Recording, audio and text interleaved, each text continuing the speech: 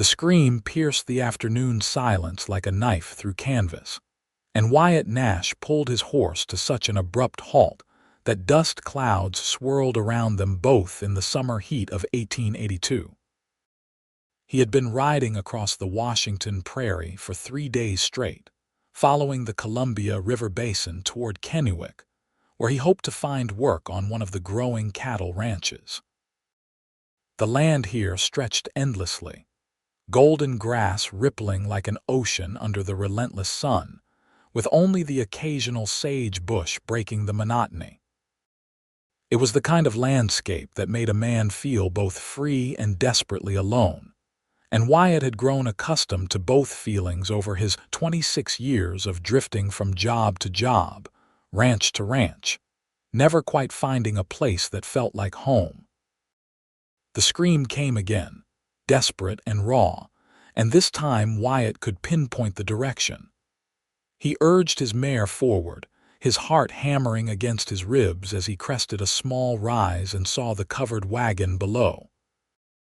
It sat at an awkward angle, one wheel clearly broken, the white canvas torn and flapping in the hot wind. No horses were hitched to it, and there were no other people visible anywhere on the vast prairie. Another scream echoed across the emptiness, and Wyatt kicked his horse into a gallop, closing the distance in seconds. He dismounted before his mare had fully stopped, his boots hitting the hard ground with a thud as he rushed toward the wagon. "Madam," he called out, his voice rough from days of minimal conversation with nothing but his horse. "Madam, are you hurt?" The response was a guttural cry that made his blood run cold, followed by ragged panting. Wyatt reached the back of the wagon and pulled aside the canvas flap, squinting as his eyes adjusted to the dim interior. A woman lay on a makeshift bed of blankets and what looked like clothing, her dark hair plastered to her face with sweat, her dress hiked up around her thighs. Her face was contorted in agony, and when her eyes met his, they were wild with pain and fear. "Please," she gasped between pants, "please help me. The baby is coming." Wyatt felt his stomach drop. He had helped birth calves and foals more times than he could count, had even assisted once when a ranch hand's wife went into labor 3 weeks early and the doctor couldn't get there in time. But this was different. This woman was alone, clearly abandoned or separated from whoever had been traveling with her, and the fear in her eyes told him that something was very wrong. "How long have you been in labor?" he asked, climbing into the wagon and trying to keep his voice steady and calm even as his mind raced. "Since dawn," she whimpered, and then another contraction seized her, her back arching off the blankets as she screamed. Wyatt instinctively reached for her hand, and she gripped it with surprising strength, her fingernails digging into his palm. When the contraction passed, she collapsed back onto the blankets, tears streaming down her face. "My husband," she said between gasps. "He went for help yesterday when the wheel broke. He said he would bring back help from Kennewick. He should have been back by now." Wyatt glanced out at the prairie, calculating distances in his mind. Kennewick was at least 15 miles from here, maybe more depending on exactly where they were. If her husband had left yesterday on foot, he should have made it there by evening. The fact that he hadn't returned could mean any number of things, none of them good. Perhaps he had gotten lost or injured, or maybe he had simply decided that a pregnant wife and broken wagon were more trouble than they were worth. Wyatt had seen enough of human nature to know that last option wasn't as unlikely as it should be. "What is your name?" he asked gently, trying to assess the situation while keeping her calm. "Beatrice," she said, her voice barely above a whisper. "Beatrice Emerson. We were traveling from Oregon, trying to reach Walla Walla where my sister lives. We only married 3 months ago, and I did not even know I was expecting until we were already on the road." Wyatt did some quick mental math. If they had married 3 months ago and she was giving birth now, That meant she had been pregnant before the marriage.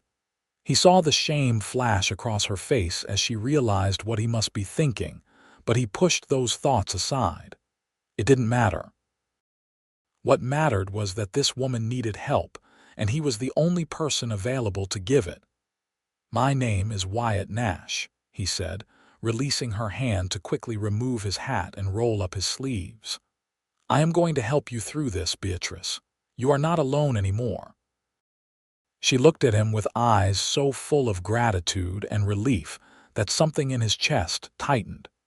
He had seen plenty of pretty women in his life, had even courted a few when he had stayed in one place long enough. But there was something about Beatrice that struck him differently. Maybe it was the vulnerability in her gaze, or the way her dark hair fell across her shoulders, or simply the primal nature of the situation they found themselves in. Whatever it was, he felt an immediate and powerful need to protect her, to make sure she and her baby survived this day. Another contraction hit, and Beatrice's scream filled the wagon. Wyatt grabbed a canteen of water from his saddle bag and a relatively clean cloth from among the supplies scattered around the wagon. He dampened the cloth and pressed it to her forehead, murmuring words of encouragement as the contraction peaked and then slowly subsided. "I need to check how far along you are," he said quietly.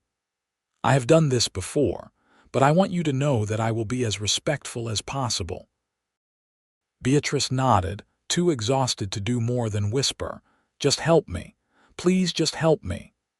Wyatt positioned himself at the foot of the makeshift bed, his heart pounding as he assessed the situation. What he saw made his blood run cold.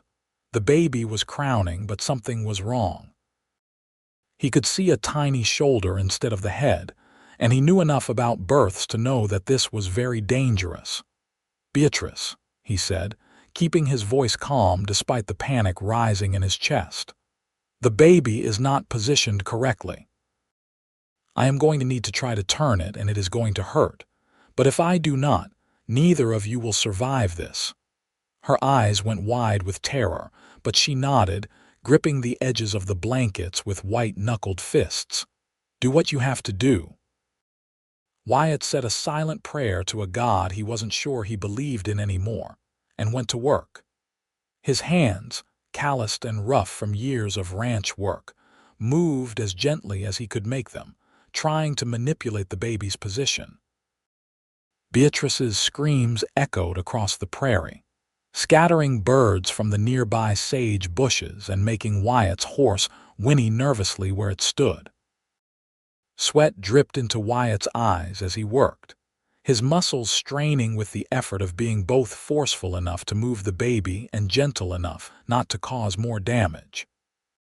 He had seen breech births before in cattle, had lost more than one calf and cow to the complication, and the knowledge of those failures haunted him as he worked. "Come on," he muttered under his breath. "Come on, little one, work with me here." Beatrice had stopped screaming, too exhausted to do more than whimper and pant. Her face had gone pale, and Wyatt knew they were running out of time. He closed his eyes for a moment, letting instinct guide his hands, and then he felt it. A shift, subtle but definite, as the baby's shoulder slipped back and the head began to crown properly. "That is it," he said, his voice hoarse with relief. "Beatrice, I need you to push on the next contraction. Can you do that for me?" She nodded weakly, gathering what little strength she had left. When the next contraction came, she bore down with a primal grunt of effort, and Wyatt supported the baby's head as it emerged. One more push, and the shoulders came free, followed by the rest of the tiny body in a rush of fluid and blood. For a terrifying moment, the baby was silent and still.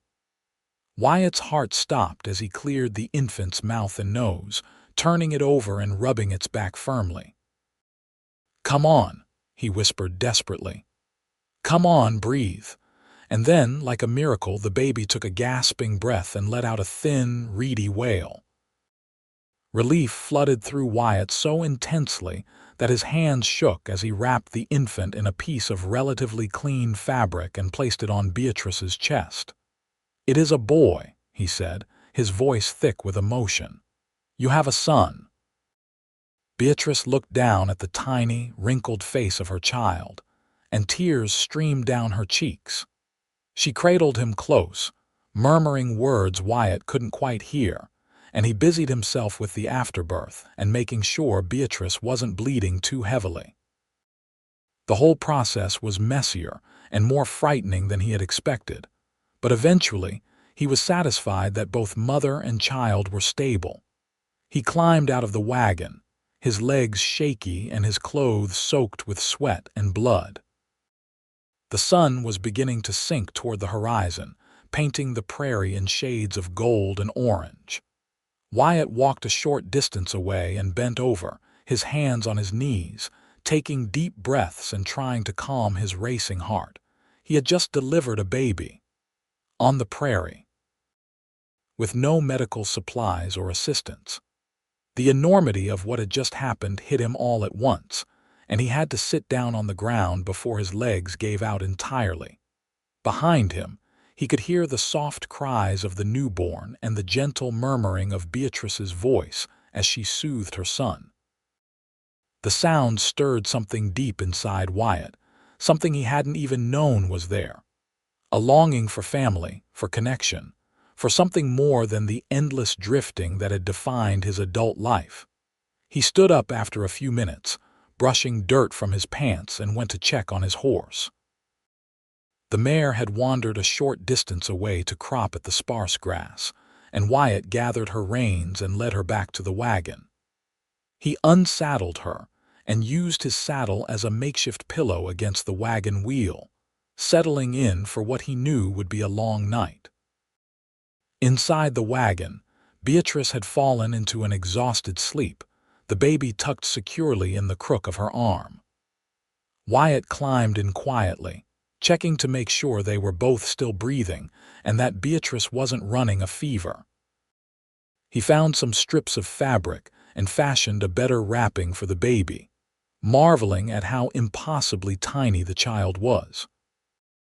The boy had a shock of dark hair and a red, wrinkled face that Wyatt supposed might be considered cute by some standards, though mostly he just looked like every other newborn Wyatt had seen. Small, fragile, and completely dependent on the adults around him for survival. Wyatt climbed back out of the wagon and built a small fire using dried sage brush and a few pieces of wood he found scattered around. He put coffee on to boil and ate some jerky from his supplies, his mind racing as he tried to figure out what to do next. The smart thing would be to ride to Kennewick at first light and bring back help. But that would mean leaving Beatrice and the baby alone for hours, and Wyatt found he couldn't stomach the idea. What if something went wrong while he was gone? What if her husband's fate had befallen him, whatever that might be? What if raiders or wild animals found them? No, he decided. He would stay with them until Beatrice was strong enough to travel, and then he would take them into Kennewick himself. It would mean a delay in his own plans, but those plans had been vague at best anyway. Another week or two wouldn't make much difference in the grand scheme of his aimless life. He sipped his coffee and stared out at the darkening prairie, watching the first stars begin to appear in the deepening blue of the sky. A coyote howled in the distance, and his horse nickered softly in response. It was a lonely sound, full of longing and wildness, and Wyatt felt it echo in his own chest. He must have dozed off at some point because he woke to the sound of the baby crying. The fire had burned down to embers, and the night was full dark around him, the stars blazing overhead in a display that city folk never got to see. Wyatt scrambled to his feet and climbed into the wagon, where Beatrice was trying to soothe the infant with trembling hands. "I am sorry," she said, her voice weak. "I cannot seem to get him to settle." "Do not apologize," Wyatt said, stirring up the fire and adding more fuel. "Babies cry. It is what they do. He found a dented pot in the wagon supplies and heated water, then used it to dampen a cloth and clean Beatrice's face and hands. She looked terrible, her skin pale and clammy, her eyes ringed with dark circles. But she was alive, and so was her son, and that was more than Wyatt had dared hope for a few hours ago. "You should try to feed him," Wyatt said, turning his back to give her privacy. "He needs to eat, and it will help your body recover." He heard rustling behind him, and then a soft gasp of pain, followed by the sounds of the baby latching on, and then quieting. Wyatt busied himself organizing the supplies in the wagon, trying not to think about the intimacy of the situation, or the fact that he was essentially trapped in a very small space with a half-dressed woman he had just met. "Where are you from originally?" Beatrice asked after a few minutes, her voice stronger now. "Your accent sounds like maybe Texas." "Good ear," Wyatt said, glancing over his shoulder to make sure she was decently covered before turning around. "Born and raised outside of San Antonio. Left when I was 17 and have been drifting north ever since. Worked cattle drives, ranches, even spent a season as a sheriff's deputy in Colorado, though that did not last long." "Why not?" Beatrice asked, shifting the baby to her other side with a wince. Wyatt shrugged. "I am not much for following other people's rules, and being a lawman is all about rules. I like the freedom of the open range, of being able to move on when a place stops feeling right." "That sounds lonely," Beatrice said softly, and Wyatt felt something twist in his chest because she was absolutely right. "I suppose it is," he admitted, "but it is the only life I have ever known. My parents died when I was young, and I was raised by an uncle who believed that a boy needed to learn self-reliance above all else. He was not a cruel man, but he was not affectionate either. When he died, I just kept moving, kept working, kept surviving." Beatrice was quiet for a moment, looking down at her son with an expression Wyatt couldn't quite read. "I was raised in a small town in Oregon," she said finally. "My parents ran a general store, and I had 3 sisters. We were poor but happy, and I always assumed I would marry someone from town and live out my life there. But then I met Thomas, and he promised me adventure, a new life somewhere exciting." "Thomas is your husband?" Wyatt asked, though he had already guessed as much. "Yes," Beatrice said, and there was something bitter in her voice.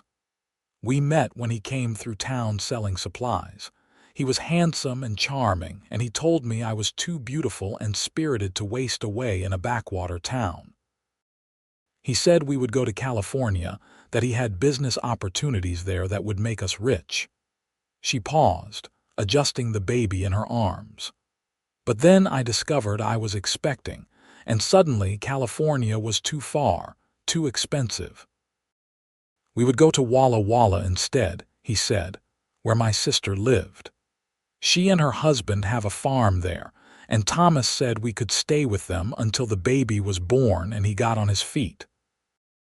Wyatt heard all the things she wasn't saying, the disappointment and betrayal threaded through her words. He had known plenty of men like Thomas, smooth talkers who made big promises, and then left women to deal with the consequences when reality intruded on their grand plans. "When the wheel broke," Beatrice continued, "Thomas said he would walk to Kennewick for help. That was yesterday morning, and he should have been back by now, or at least sent someone. I waited all day and all night, and then this morning the pain started." She looked up at Wyatt, and in the dim light her eyes were luminous with tears. "I thought I was going to die out here alone. I thought my baby was going to die. And then you came and you saved us both." "You saved yourself," Wyatt said gruffly, uncomfortable with the gratitude in her gaze. "You are the one who brought that boy into the world. I just helped a little." "You did more than help a little," Beatrice said firmly.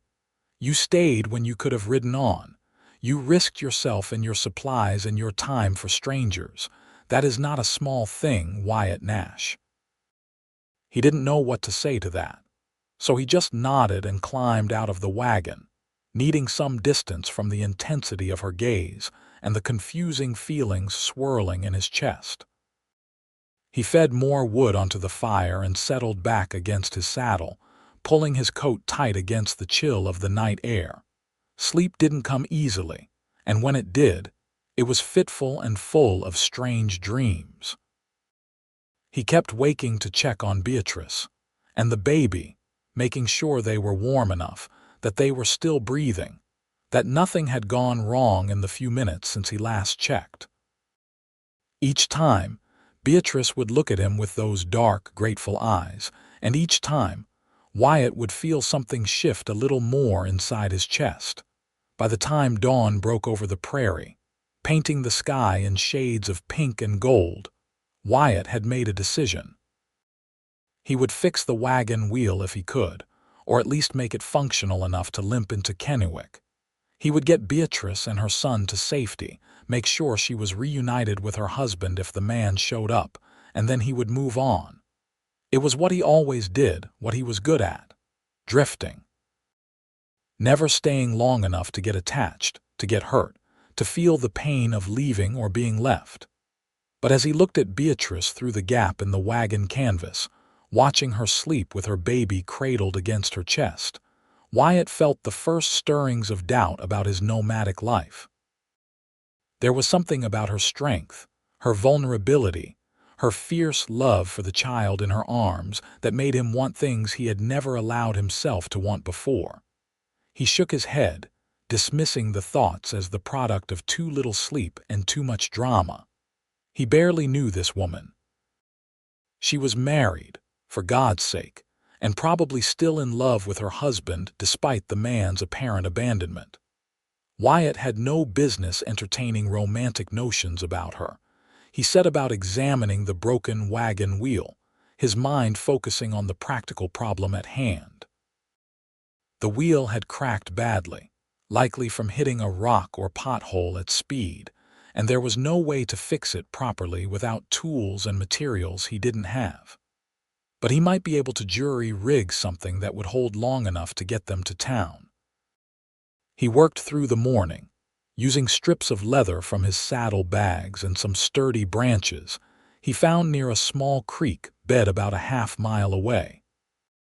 It was hot, tedious work, and by the time the sun was high overhead, Wyatt was drenched in sweat and thoroughly frustrated with the whole situation. "How is it going?"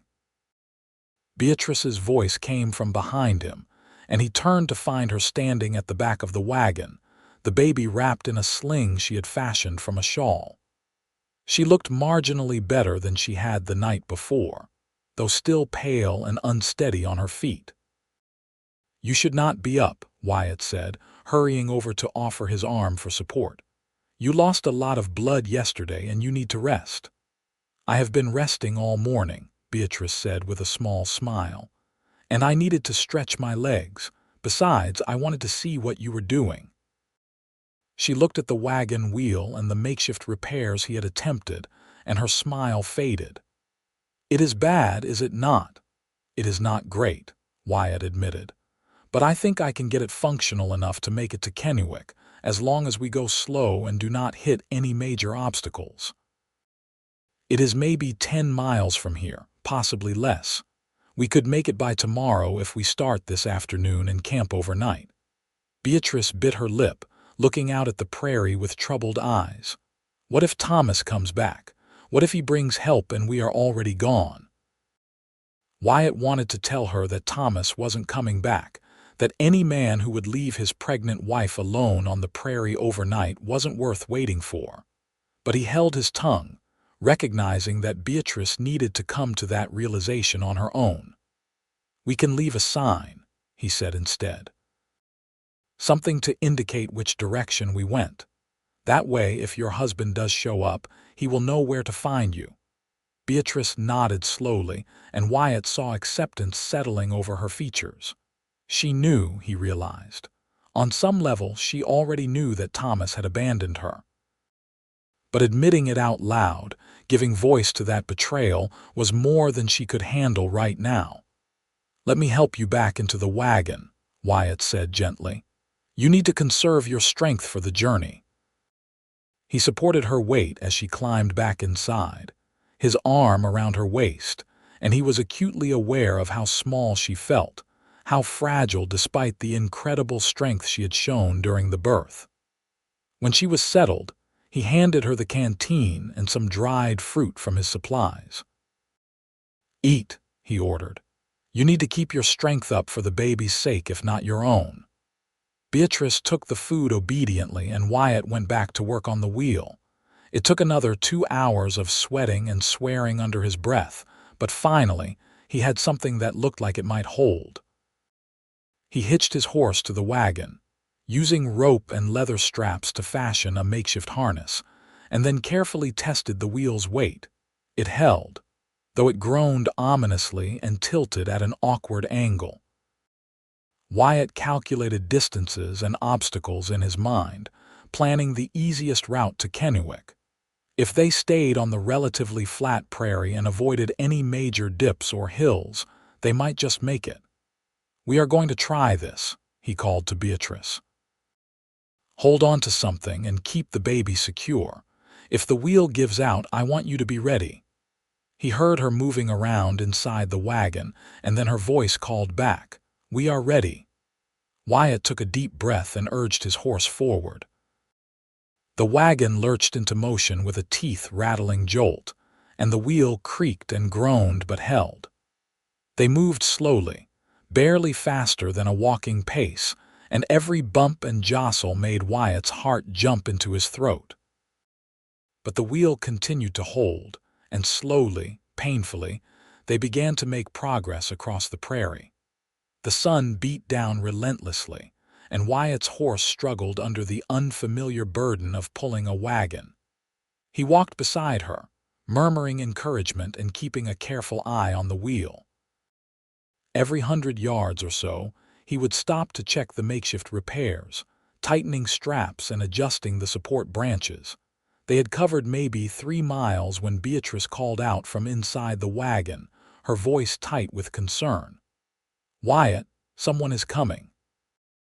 He looked up sharply, his hand instinctively going to the revolver at his hip. In the distance, he could see a dust cloud rising, moving fast in their direction. As it got closer, he could make out 3 riders on horseback, moving at a gallop. Wyatt's first instinct was to position himself between the riders and the wagon, his body tense and ready for trouble. Out here, strangers could be anything from helpful travelers to dangerous outlaws, and there was no way to know which until they were right on top of you. The riders slowed as they approached, and Wyatt relaxed slightly as he took in their appearance. They looked like ranch hands, dusty and weathered with no obvious weapons drawn. The man in the lead was older, maybe in his 50s, with a graying beard and kind eyes. "You folks need help." The older man called out, pulling his horse to a stop a respectful distance away. "We saw your wagon from a distance and thought you might be in trouble." "The wheel broke," Wyatt said, keeping his voice neutral and his hand near his gun just in case. "We are making our way to Kennewick slowly." The older man dismounted and walked over to examine the wheel, letting out a low whistle. "That is some impressive field work," he said, "but it is not going to last much longer. You are lucky it has held this far." He looked up at Wyatt with assessing eyes. "Name is Henry Caldwell. I run a ranch about 5 miles northwest of here. We have a wagon and proper tools back at the ranch. If you like, we can send someone to fetch them and get you fixed up properly." Wyatt wanted to refuse, wanted to maintain the independence and self-reliance that had served him for so long. But he looked at the wagon, at the precarious wheel, and thought about Beatrice and her newborn son inside. Pride wasn't worth risking their lives. "That would be much appreciated," he said, extending his hand. Wyatt Nash, The lady inside just gave birth yesterday on the prairie. She and the baby need to get to proper shelter and care as soon as possible." Henry's eyebrows shot up. "Gave birth yesterday, good Lord, and she is traveling already. We do not have much choice," Wyatt said grimly. "We are trying to reach Kennewick." Henry glanced at his companions, then back at Wyatt. "Kennewick is still a good day's journey from here, and that wheel is not going to make it. My ranch is much closer, and my wife is experienced with birthing and baby care. She helped deliver half the children in this county. Why do not you come with us? Let the lady and baby rest and recover properly, and then we will get you to Kennewick with a sound wagon in a few days." Wyatt hesitated, glancing back at the wagon. He didn't know these men, didn't know if he could trust them, but he also knew that Henry was right. The wheel wasn't going to last, and Beatrice needed proper care that he couldn't provide on the open prairie. "Let me talk to the lady," he said finally, and Henry nodded. Wyatt walked to the back of the wagon and climbed inside. Beatrice was sitting up, the baby in her arms, her eyes wide and frightened. "I heard," she said quietly. "What do you think we should do?" "I think we should accept their help," Wyatt said. "The wheel is not going to make it to Kennewick, and you and the baby need proper rest. If Henry is telling the truth about his wife, she can help you recover better than I can." Beatrice looked down at her son, then back at Wyatt. "Do you trust them?" Wyatt considered the question carefully. "I trust that they are offering genuine help," he said slowly. "Whether there are ulterior motives, I cannot say. But I will be with you the whole time, and I will make sure nothing bad happens to you or your son. You have my word on that." Something in Beatrice's expression softened, and she nodded. "Then I trust your judgment." Wyatt helped her settle back into a comfortable position, then climbed out to tell Henry they would accept his offer. One of the younger ranch hands rode ahead to alert the ranch and bring back a proper wagon, while Henry and the other man rode alongside Wyatt as they continued their slow progress toward the Caldwell Ranch. Henry turned out to be a talkative man, full of stories about the area and the challenges of ranching in eastern Washington. He had moved here from Montana 15 years ago, he said, drawn by the promise of good grazing land and milder winters. His wife, Martha, was originally from Oregon, and they had 3 grown children who had all moved on to start their own lives elsewhere. "It gets lonely sometimes," Henry admitted as they walked. "Just Martha and me and a handful of ranch hands rattling around in that big house. But it is a good life, honest work, and the land is beautiful in its own harsh way." Wyatt found himself liking the older man despite his usual wariness of strangers. There was an honest, straightforward quality to Henry that reminded Wyatt of some of the better ranchers he had worked for over the years. The sun was beginning to sink toward the horizon when they finally came within sight of the Caldwell Ranch. It was a sprawling affair, with a large main house, several outbuildings, and extensive corrals. Cattle dotted the landscape, and Wyatt could see several ranch hands moving about their evening chores. A woman emerged from the main house as they approached, wiping her hands on her apron. She was plump and motherly looking, with graying hair pulled back in a sensible bun and sharp, intelligent eyes that took in the situation at a glance. "Martha," Henry called out, "we have got a lady who gave birth yesterday on the prairie and a newborn baby who need your help." Martha's eyes widened, but she didn't waste time with questions. She hurried over to the wagon, climbing inside with surprising agility for a woman of her age and weight. Wyatt heard her exclaiming over the baby, her voice warm and soothing as she talked to Beatrice. After a few minutes, Martha climbed back out, her expression serious. "Get her into the house immediately," she ordered. "She is running a fever and she needs proper care. Henry, send someone to Kennewick for Dr. Harrison. I do not like the look of her color." Wyatt's heart clenched with fear. He had been so focused on getting them to safety that he hadn't noticed Beatrice was getting worse. He climbed into the wagon, and his stomach dropped when he saw her face. She was flushed now instead of pale, her eyes glassy with fever, and she was shivering despite the warmth of the evening. "I am going to carry you inside," he said gently, gathering her into his arms. She weighed almost nothing, her body hot against his chest as he carried her toward the house. Martha followed behind with the baby, cooing softly to keep him calm. The Caldwell house was spacious and well-furnished, speaking to years of successful ranching. Martha led Wyatt to a bedroom on the ground floor, and he laid Beatrice carefully on the bed. She clutched at his hand as he tried to pull away, her eyes wild with fever. "Do not leave me," she whispered. "Please do not leave me." "I am not going anywhere," Wyatt promised, settling into a chair beside the bed. "I will be right here." Martha bustled around the room, bringing cool water and clean cloths, stripping away Beatrice's soiled dress and replacing it with a clean nightgown. She examined Beatrice with efficient, practiced hands, and Wyatt saw her expression grow more troubled. "There is infection," Martha said quietly, so Beatrice couldn't hear. "Probably from the birth. It happens sometimes, especially with difficult deliveries and less than sanitary conditions.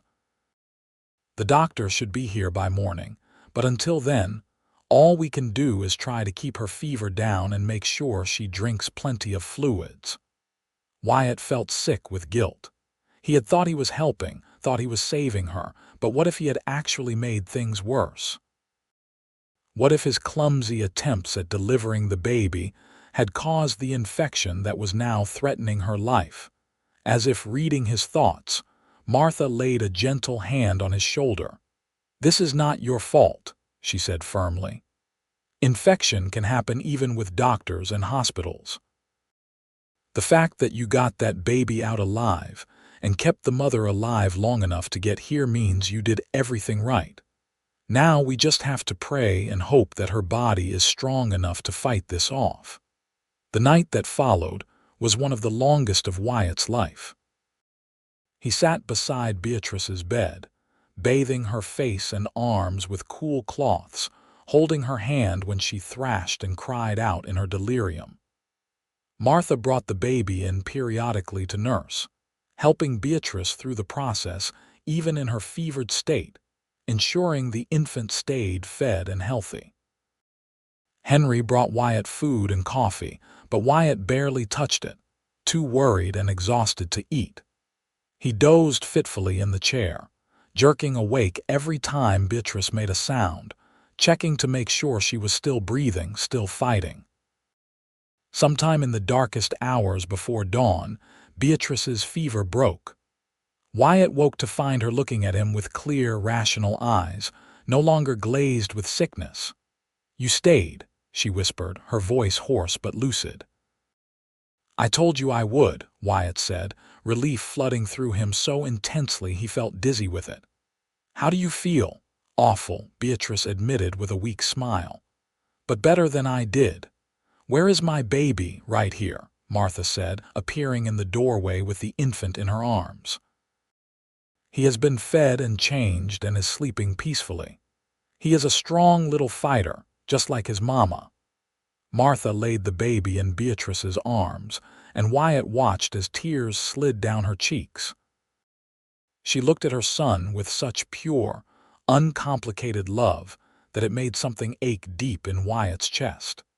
He had never experienced that kind of love, had never inspired it in anyone, and watching it now made him feel both privileged and desperately lonely.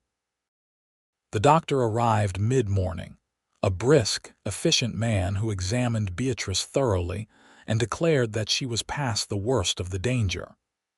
He prescribed rest, good food and time to heal, and warned that she should not attempt any travel for at least a week, preferably 2.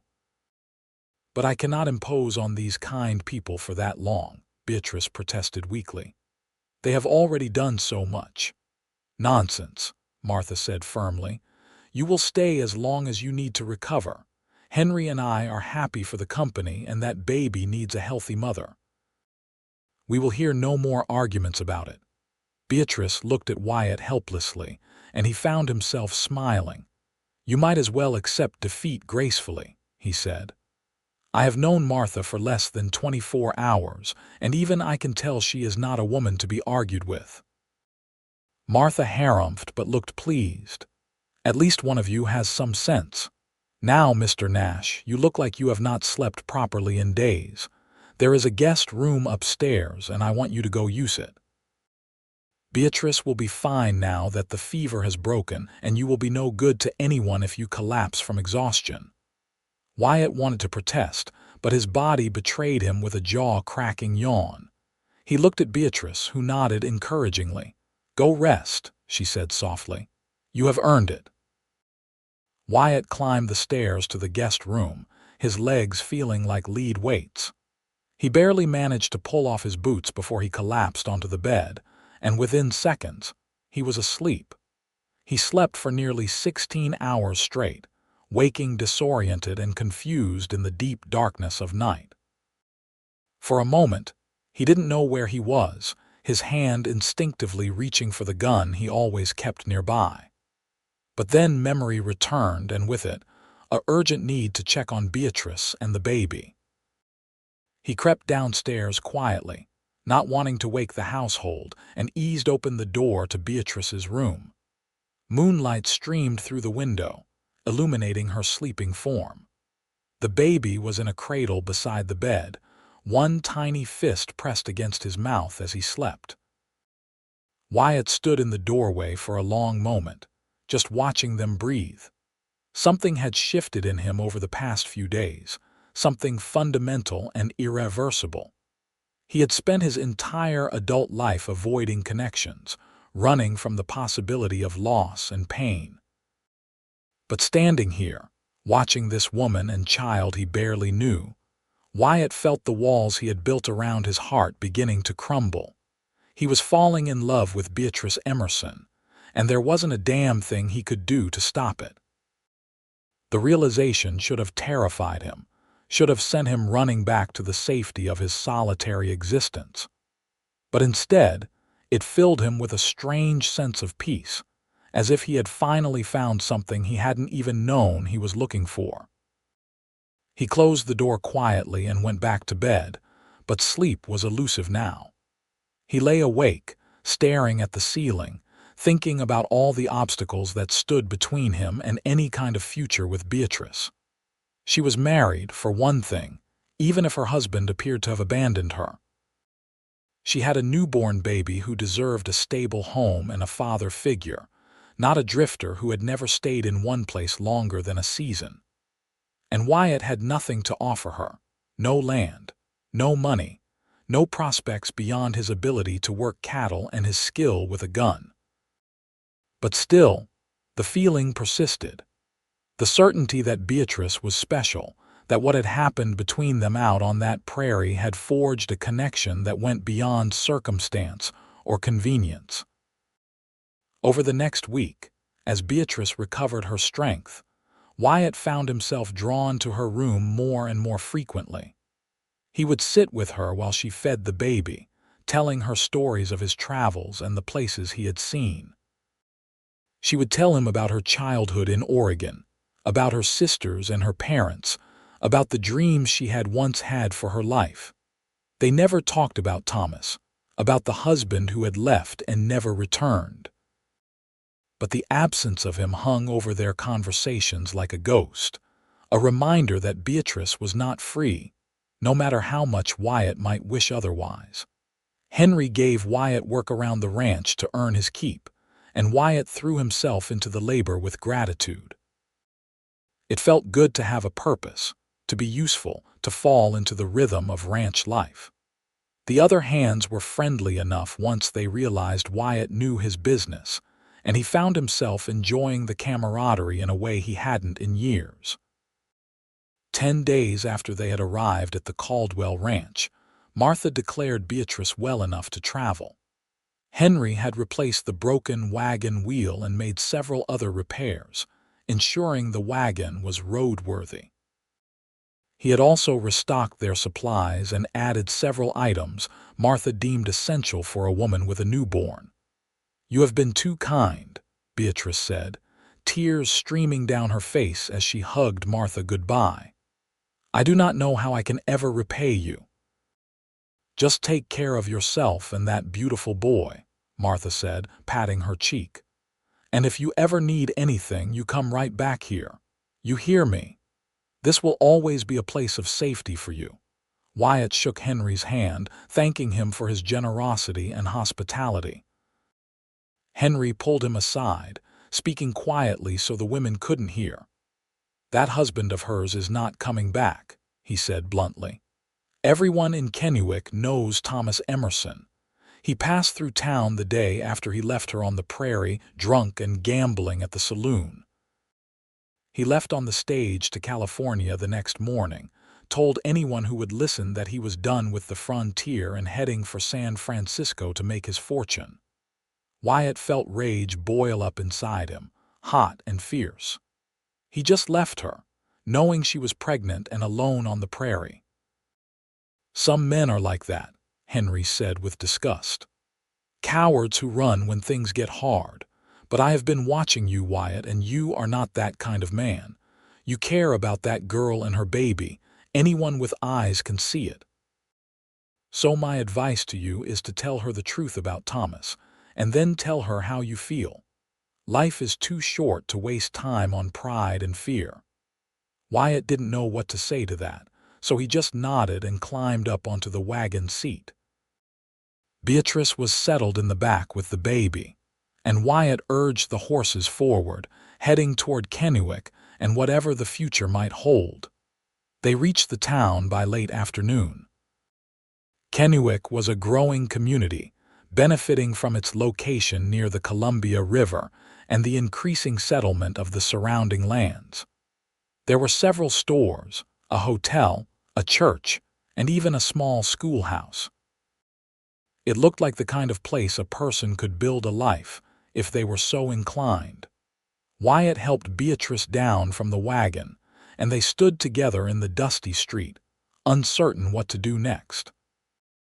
The baby chose that moment to wake up and cry, and Beatrice jostled him automatically, her attention divided.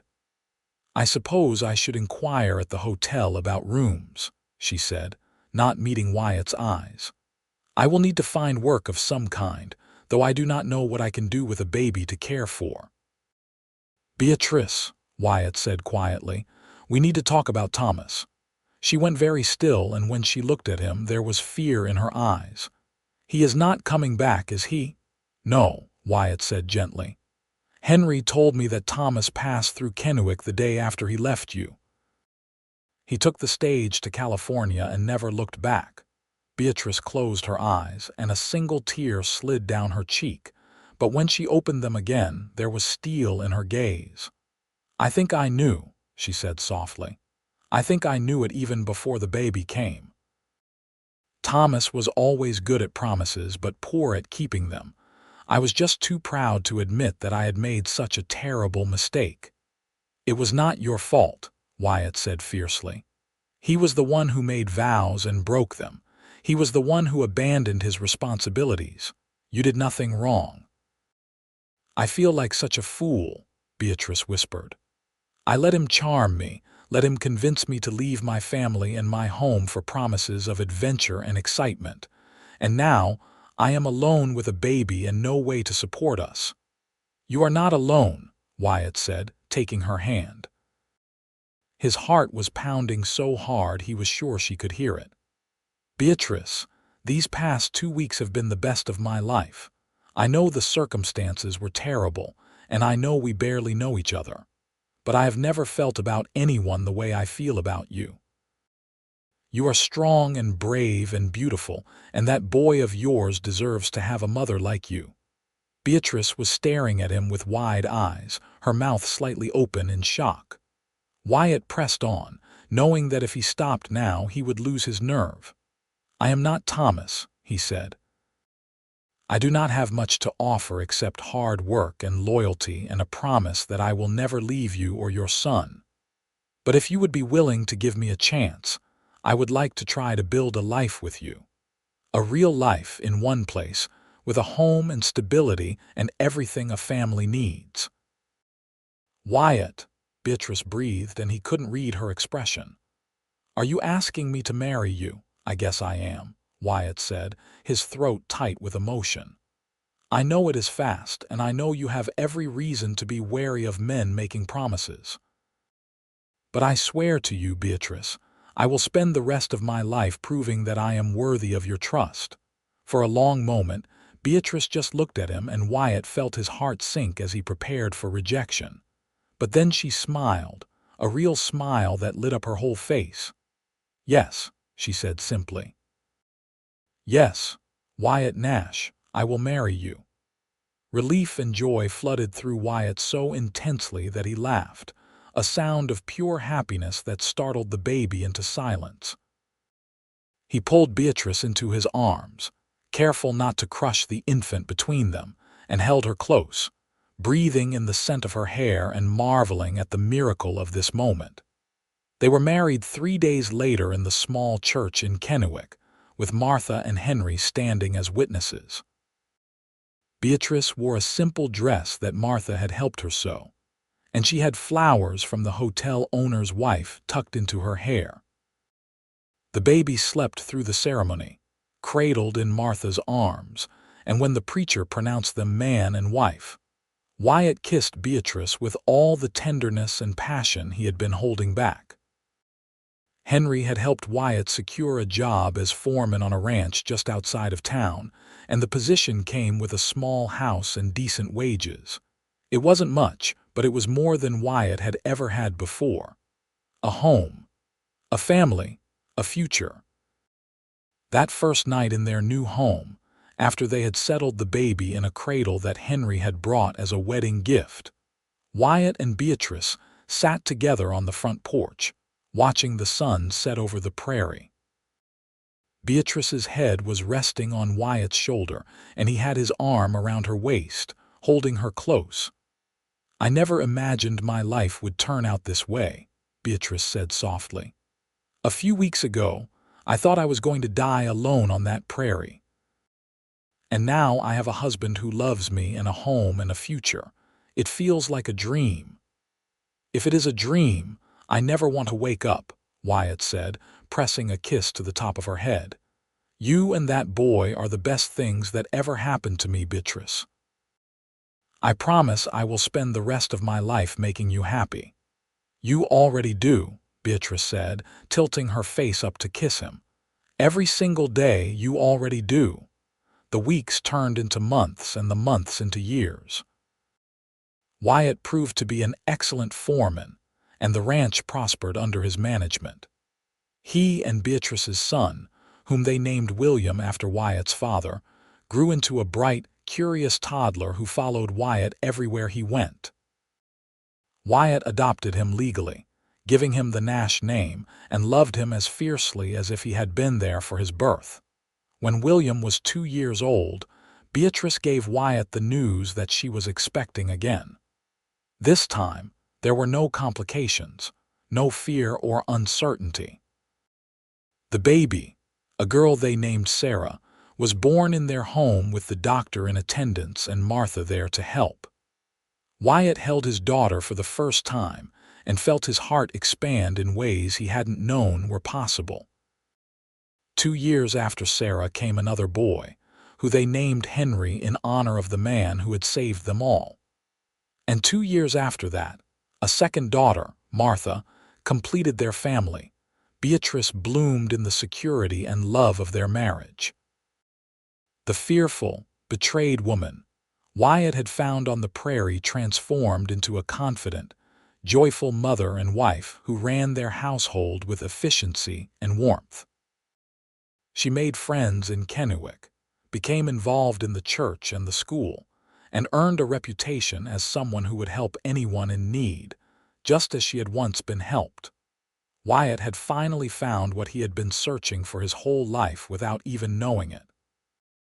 The drifting, Lonely Cowboy was gone, replaced by a husband and father who woke up every morning grateful for the family and life he had built.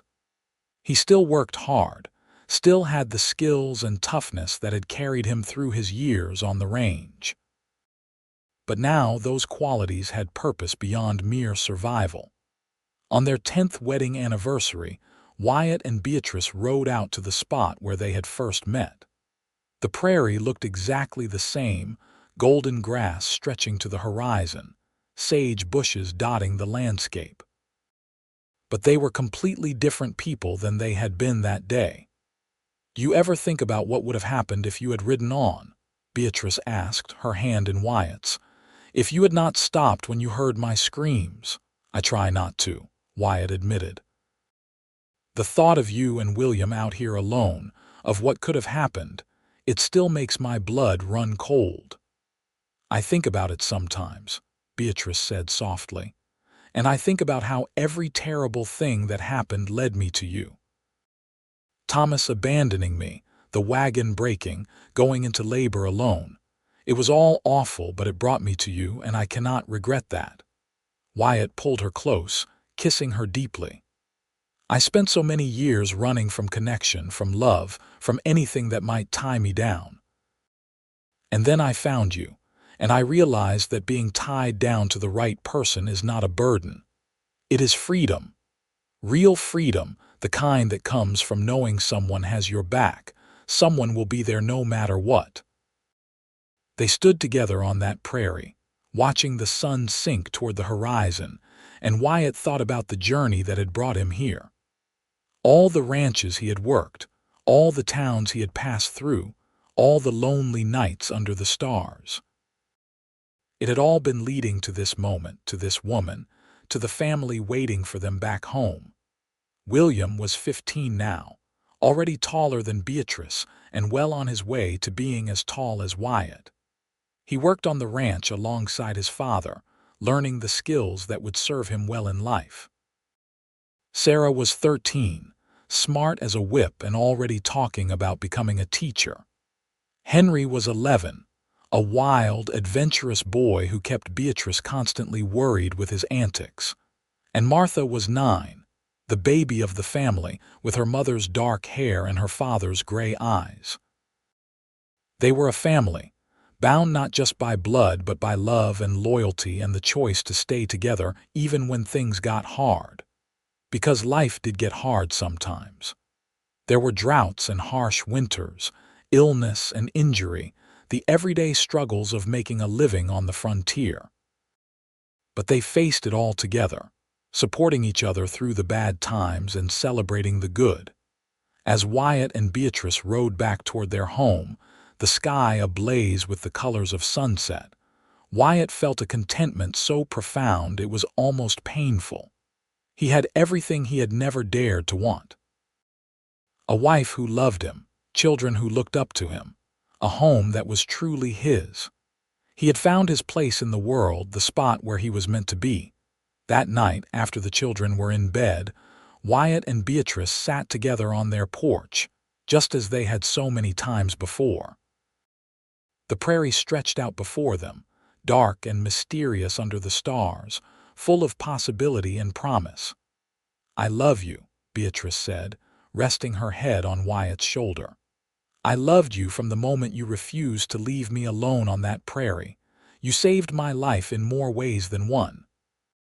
"You saved mine too," Wyatt said, his voice rough with emotion. "You gave me a reason to stop running, a reason to build something instead of always tearing down and moving on. You gave me a family, Beatrice. You gave me everything." They sat in comfortable silence, listening to the sounds of the night. In the distance, a coyote howled, that same lonely sound Wyatt had heard so many years ago.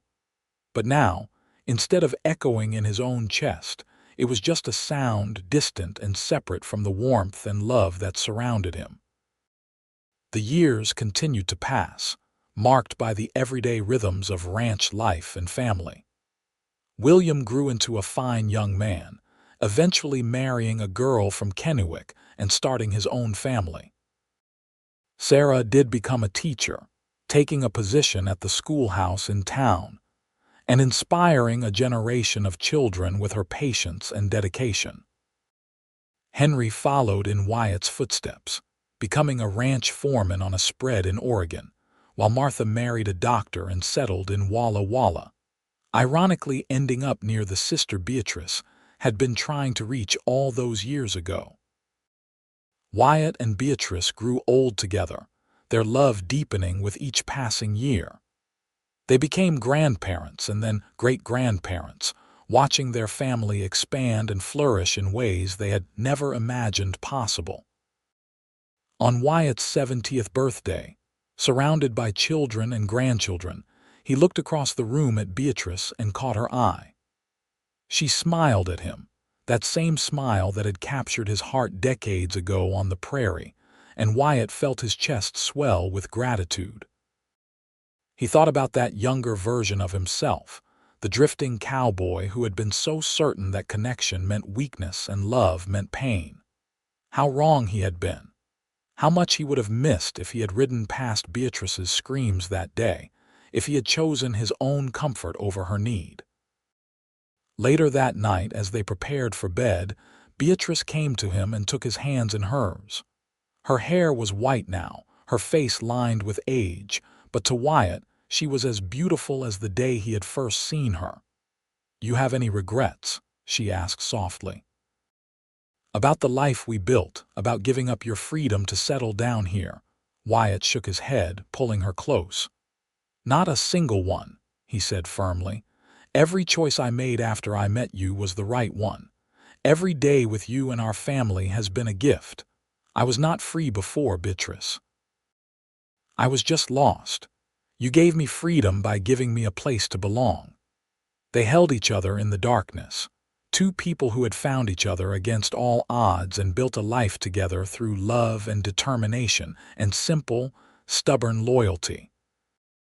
Outside, the prairie stretched away into the night, eternal and unchanging. But inside their home, everything had changed. Everything had become exactly what it was meant to be. The story of how Wyatt Nash had heard a woman's screams on the prairie and stopped to help, how he had delivered her baby and then fallen in love with her, became family legend.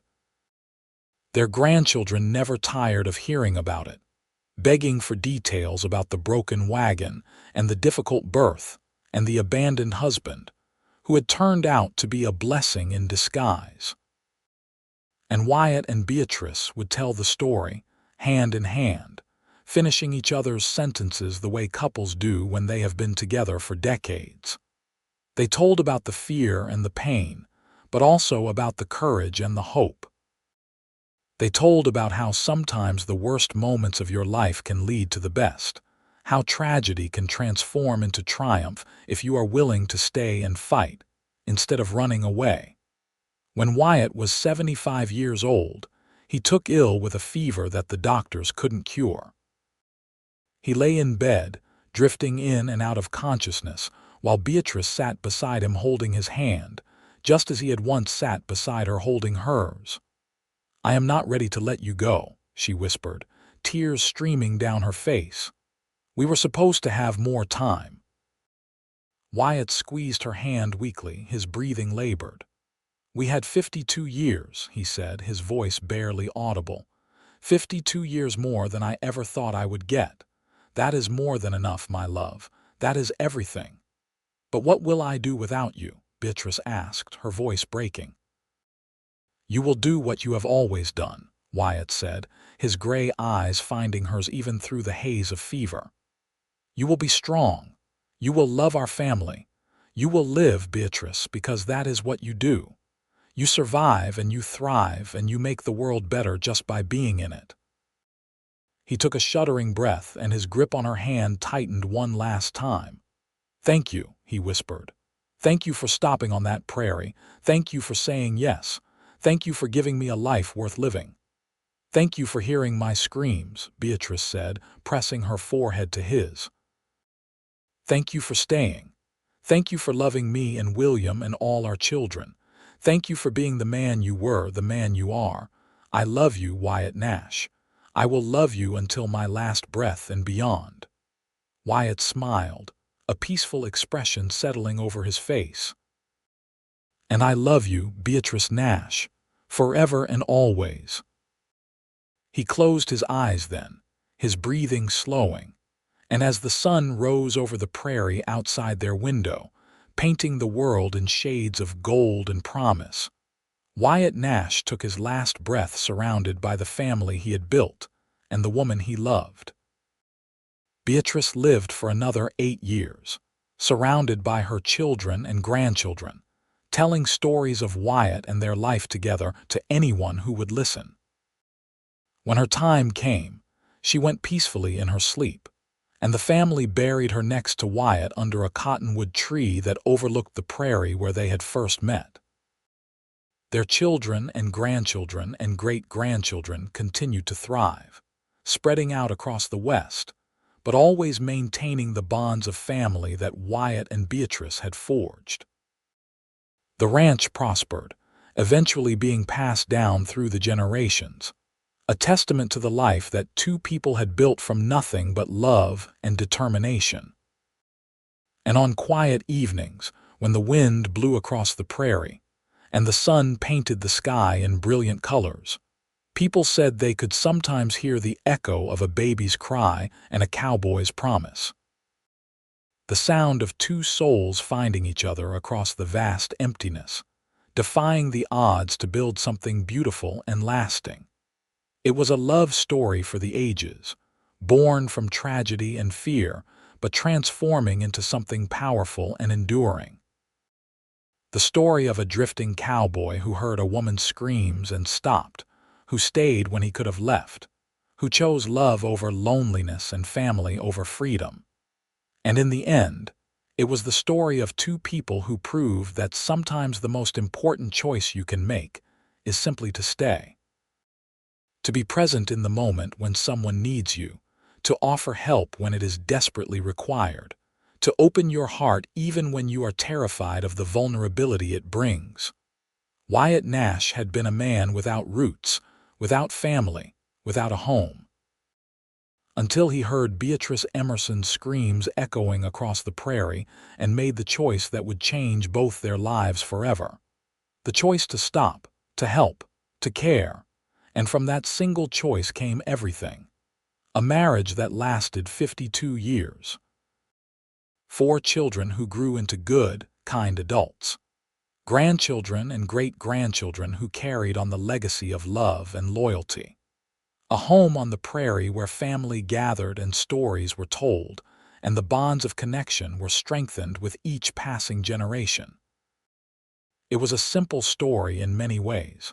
A man helped a woman in need and they fell in love. But in its simplicity lay profound truth. That love can bloom in the most unexpected places. That families can be built from tragedy. That the choices we make in single moments can echo through generations. The prairie remained, eternal and unchanging, witness to countless stories of triumph and tragedy.